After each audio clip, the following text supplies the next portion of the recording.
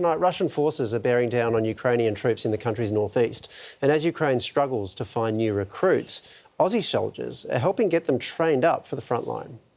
In Ukraine's northeast, they're abandoning their homes, forced to leave a lifetime of memories as Russia advances at a frightening pace. Over the past 3 days, Russia has seized 9 villages and more kilometres per day than at almost any other point in the war, closing in on Kharkiv, Ukraine's second largest city.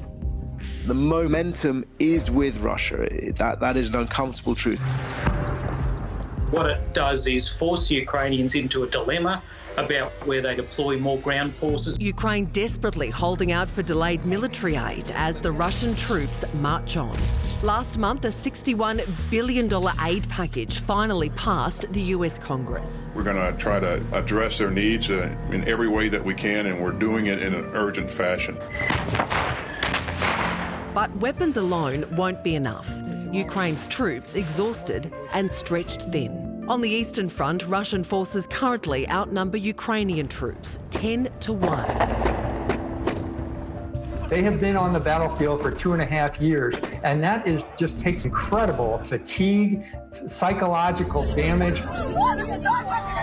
This month, a controversial new mobilisation law aimed at stopping draft dodgers will kick in as the country lowers the conscription age from 27 to 25. If Ukraine can not only get their new mobilized soldiers, get them trained and get them into the ability to retake ground, that's what I'm looking for. Because artillery and long-range systems do not win war. You have to take on and gain the terrain. In a secret location in the east of England, Australian troops are training new Ukrainian recruits bound for the front line. Working round the clock to equip Ukrainians with the skills they need in just 5 weeks. I feel like the Ukrainian soldiers are very much like Australians. Humour's been a big part of this course. It's called Operation Kudu, part of a UK-led multinational mission that has trained more than 30,000 Ukrainians from fighting in forests to urban drills to trench warfare. It's an honour to be working with them and helping them in this situation. Working with the Australians has been awesome. Australians have made beautiful work. But as Russian forces bear down, can Ukraine's new recruits turn the tide in a war that's taken a turn for the worst? Major Alan Bretherton is the commander of Operation Kudu and joins us now from that secret English location. Major, we've heard of some people who come into this training, they've had no experience even with a gun. How do you get them ready for the front line in just 5 weeks? So that's correct. Some of the trainings we do have at the moment actually have no prior military experience. But the team here is working really hard to ensure that they are ready to go back to Ukraine and do the job that needs to be done. So it is a challenge, but with the professional training that our team has, I'm confident in the job and the work they're doing. What I would highlight is some of those that are on the 5-week course. A lot of them actually have prior military experiences.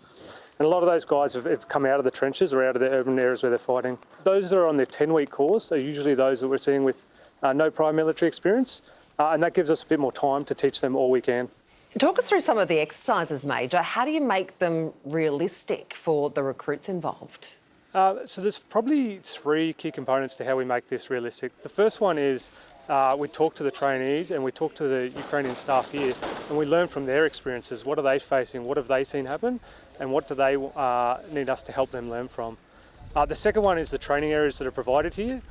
There's a number of urban facilities and trench facilities, including ones that are modelled on what they're facing on the front. And then the last one is the supporting effects that we have in place.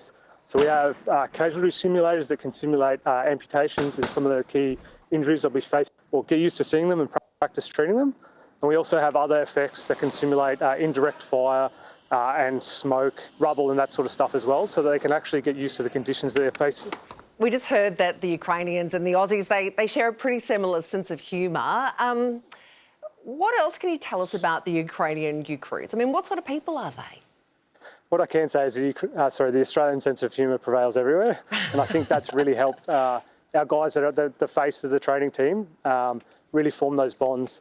And forming those bonds is what's really helped us to progress this training. What I would highlight is that we're learning from them as whilst they're learning from us as well. certainly in terms of the use of drones, but also in trench fighting and trench systems as well. It's been a great opportunity for our soldiers who have had the professional military training in Australia to learn from a lot of the guys that have actually experienced the front before they've come to the training here. I imagine you've seen a lot of Australians get trained. It's a very different scenario. You know, they go in, it's often a career path for them. They're professional soldiers. There's no hot war that they're involved in immediately. This could not be more different. You know, people who are not professional soldiers, in a lot of cases, a war that is raging right now. What's the difference? The trainees that we have from Ukraine are largely older than our soldiers that are training them. And like I said before, a lot of them have had experience on the front already. Our soldiers, on the flip side, younger and have that professional military training. So it's a real challenge for them to be able to teach somebody that has survived part of conflict already. But the good thing is with as I stated before, the bonds on both sides has really allowed them to do that. And they're equally keen to learn from us and our professional experiences as our guys are to learn from them and what they've experienced in actual conflict.